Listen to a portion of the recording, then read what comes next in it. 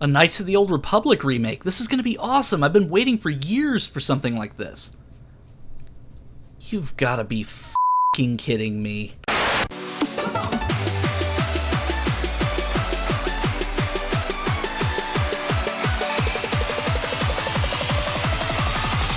This video is sponsored by the coldest water. Honestly, with the pandemic and me personally making the attempt to be healthier, having a bottle of water this size has really helped me to start drinking more water as opposed to soda. I've made it my personal goal to drink at least one full bottle a day, and it's honestly helped me cut down on tossing out water bottles every day at my morning job.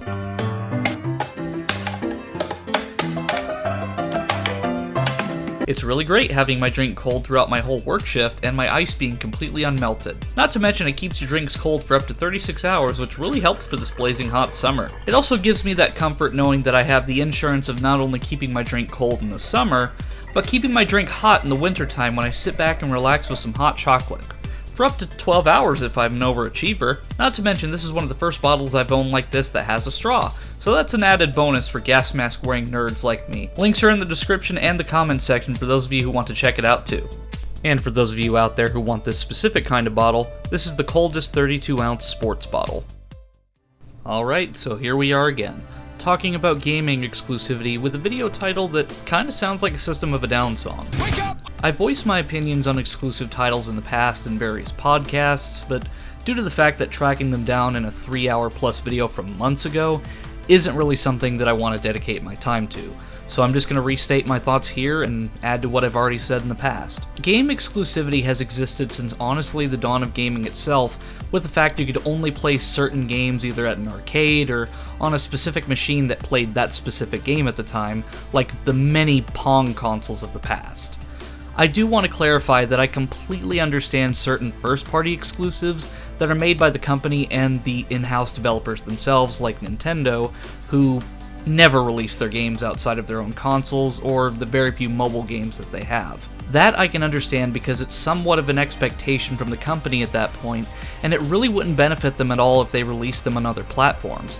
I mean, I can't imagine playing a new Mario game on the Xbox, for example, so I wanted to clarify that before I shared my thoughts on gaming exclusives. However, in the case of the Knights of the Old Republic remake, it's just pointless in this day and age. Sure, at the time it was an Xbox exclusive back in 2003, but this was at a time when the Xbox was still kind of a new thing for Microsoft, and it needed something big like Star Wars to compete with Sony and Nintendo. This was 2003, so Halo 2 was still a year out at that point. Nowadays, you can get Knights of the Old Republic on most gaming platforms, including on mobile devices, so that sort of makes up for its timed console exclusivity from nearly 20 years ago. However, this same tactic doesn't work for a company as big as Sony, who has a pretty well-established business and market for the PlayStation experience. I mean, 20 plus years ago, I would have said differently, but we're at the PlayStation 5 at this point, so we're pretty well established in the Sony universe right now. I understand that Knights of the Old Republic is a console launch exclusive, so that doesn't mean it's going to be permanently locked to the PlayStation 5, and it's also releasing on PC, but I do have my concerns that Epic Games is going to come in and snatch it like they do every other Sony exclusive that goes to PC. But as far as Sony, one thing I've always hated about them as a company is how resistant to change they are and how anti-crossplay they are. Their idea of PlayStation 5 being the best platform to play on is just a short-sighted and naive approach to gamers as a whole. I'm not going to get into my thoughts on the PlayStation 5 as a console in this particular video, but I'm sure most of us are pretty disappointed in how they've handled things like crossplay and backwards compatibility, not to mention you can't f***ing find one. The problem I have with exclusives as a whole, whether it be Microsoft or Sony or even Nintendo, is that it limits the potential audience to people who are loyal to that platform. I really want to try Ghost of Tsushima, for example, but I'm not able to play it because I don't have a PS4 or PS5. Same goes for things like Final Fantasy VII Remake, which of course is rumored to come to PC, but as of right now, it's a PlayStation exclusive. I believe that everyone should get to experience these genuine works of art and not be forced to spend the scalped up prices of nearly $1,000 to buy a console for one game. Not to mention scalpers themselves are just ruining the gaming market entirely by scalping graphics cards, consoles, and so on. We're in the middle of a shortage of tons of vital PC components, and these greedy people decide to screw everyone else over anyway.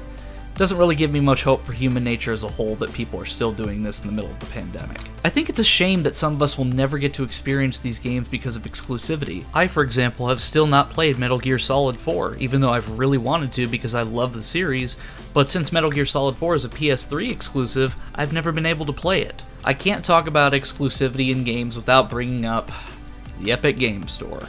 This kind of goes in hand with Sony, as a lot of PlayStation exclusive games end up getting grabbed by Epic Games for a 1-year timed exclusive deal before it ends up on Steam in 1 year. The thing is, we as PC gamers like the platform because we have the freedom of choice on what we want to play our games on, and when Epic starts bringing the console exclusivity treatment to anticipated PC releases, it becomes a problem. Sure, it's a competitive market and you want to push out the best products possible that gets people to flock to your company and all the services your company offers, but when your competition comes at the expense of the consumer, that's when I personally have an issue. Because competition means you offer a superior service that people flock to because they're dissatisfied with what already exists. But instead of actually making a service that people want to flock to, you force customers onto your platform by eliminating any choice they have in the matter. I think it's great to have competition in the gaming market, but only if you offer a service that makes me want to ditch the other guy for your platform, and Epic has never done that. And all the money that they've received certainly isn't going to improving their platform. I mean, it's still bare bones even 2-3 years later. I think on paper what they have is good, like discounting games more than Steam does, offering more for the developers, and giving away certain games for free. But you can't run your whole platform on gimmicks like that. You need to invest in your platform in order for people to want to use it. You need to improve with the times. You can't use that stupid comparison that Steam didn't have all these features in 2004 when it launched, because 2004 was a vastly different PC gaming market, and certain features we know today didn't even exist. I was using GameSpy back then, and that was more of a server browser than anything else. People don't like to be forced to do things they don't want to do. And Tim Sweeney himself, the CEO of Epic Games, even said in his own words that the Epic Game Store isn't currently profitable, and it probably won't be for another 2 years. So Epic is losing money on exclusive deals in their attempt to compete with Steam. This is where I have an issue, and where people who are simping for the Epic Game Store need to understand. When your competition comes at the expense of the consumer, that's a problem. When you're forcing them to do things that they don't want to do, that's a problem. You can argue with me about how it's a free launcher and I'm just an NPC that loves Steam, when the truth is, I like Steam because it has all the features I could want in a game launcher, all of my friends are there, and I don't have to juggle multiple programs in order to play a specific game. Sure, we have the issues like the Rockstar game launcher and Uplay being integrated into specific games, and Origin as well, but I still get to play them on Steam and buy them on Steam. Why should I abandon something that has everything that I want for an inferior product that doesn't even have the most basic of features? You can absolutely get people to come to your launcher for the anticipated game releases that they bought a 1-year exclusive deal for. But what happens after that? If you lack a bunch of the basic features that even Origin has, you're not really going to have any long-term customers who want to stay. Again, I don't like being forced to do anything, and being told that I'm required to use a platform that I don't particularly like to play the new game I was excited for on? It's stupid. I hate Monopoly just as much as the next guy, the board game, and the term.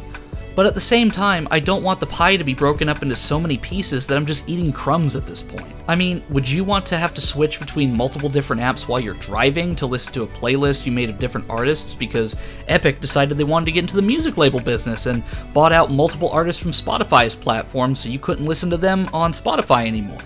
See what I mean? It doesn't sound great when you put it in that metaphor. Let's not forget my previous Let's Rant about streaming services and how there's tons of them because every company wants to get a piece of the pie. They have market analysts they pay for, and you can't tell me that they all said that making a streaming platform that just copies the other guy's name with a plus at the end of it was a good idea. All in all, I think everyone should be able to enjoy their games the way they want to enjoy them and on the platforms that they want to enjoy them on. I mean, yes, I understand first-party releases like Super Mario or Pokemon, but other things that are made by third-party developers, I don't understand. Because as screwed up as everything is in the world right now, we need a little decency and community to help us get through this mess. I do want to make these closing statements before I end the video.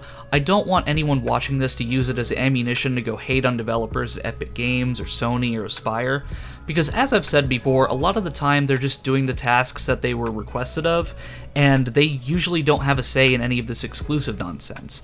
And they're putting a lot of time and effort and money and even crunch to get these things out on time and working properly, so we don't have something like Cyberpunk happen all over again. I really respect the developers of Unreal Engine, for example, because Unreal is one of the most impressive game engines visually I've ever seen, and they definitely deserve credit for all the hard work they put into that. So show some love for all the people who work hard on these projects day to day, and if you show any hate at all, not that I would really recommend that, direct it towards the right people, the higher-ups in the suits who make all these terrible exclusivity decisions. But that's just my thoughts on game exclusives. I have my opinions, you all have yours, and that's just all I've got to say about it.